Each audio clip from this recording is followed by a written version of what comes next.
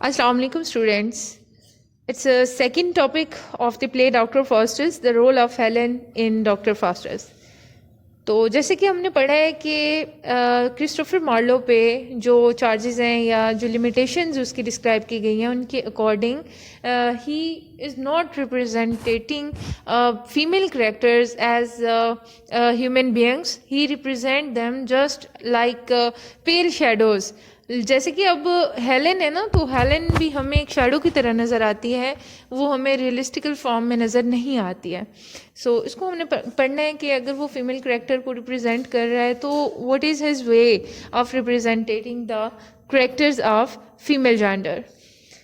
So let's start. In order to describe the role that Helen plays in Dr. Faustus, it is necessary not only to look at the scene in which she features, but also to look at all the instances of that Faustus takes some kind of sensual player. अब यहाँ पे हमें उसका जो sensual player का level नज़र आता है ना, जब हेलेन को हमारे सामने वो लेके आता है तो उस टाइम में he was in a phase of depression.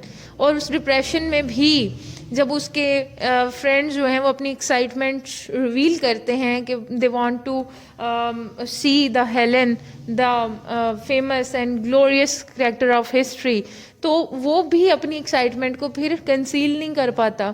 वो हालांकि ओल्ड मैन जो है वो उसे जस्ट प्रीचिंग करके अभी गया ही होता है, लेकिन इसके बावजूद वो दोबारा से वो उनकी अपने फ्रेंड्स की बातों से इतना मोटिवेटेड हो जाता है कि वो उसका सारा दिया वो लेक्चर भूल के अगेन वो कंजोरिंग स्टार्ट कर देता है. तो ये फिर काउंट करेंगे हम सेंशुअल प्लेयर में.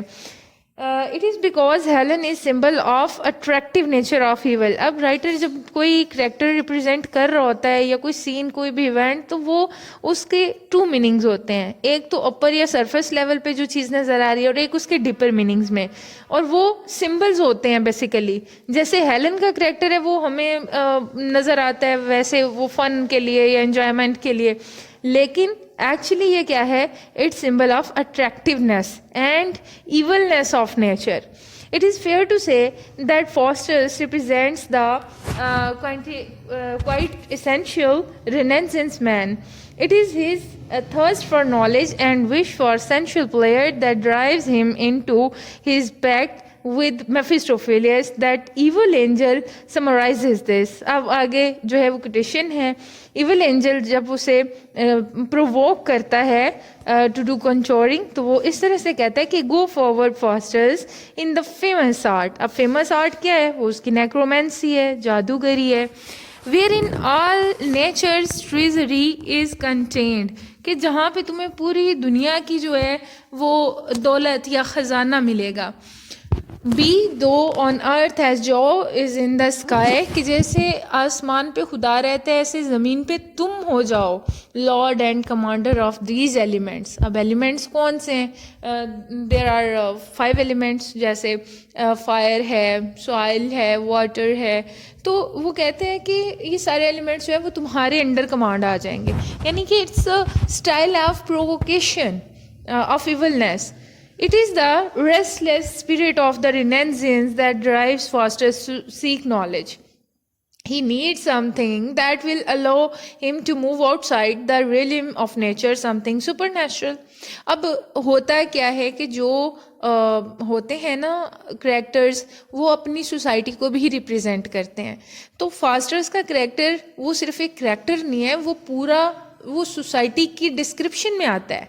इनकी सोसाइटी में जो एक थर्स्ट फॉर नॉलेज है और उस नॉलेज को गेन करने की जो पावर सब चाह रहे हैं, तो वो किस लेवल पे है वो इस करेक्टर में दिखाई गई है.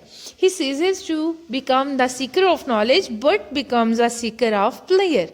तो अब यहाँ पे गलती शुरू हो जाती है उसकी कि वो नॉलेज को छोड़ के वो अपने प्लेयर के लिए कोशिश करता है, और प्लेयर में भी वो कोई लिमिट नहीं है उसकी, बल्कि वो कंप्लीट कमांड चाहता है, वो ओमनीपोटेंस चाहता है. After learning magic, one of the first things he wants is a wife. But leaving off this, let me have a wife, the fairest maid in Germany. ये उसकी फर्स्ट विश होती है, मेफिस्टोफिलियस जब उसके अंडर कमांड आता है, कहता है कि मुझे जर्मनी की सबसे खूबसूरत औरत जो है वो चाहिए.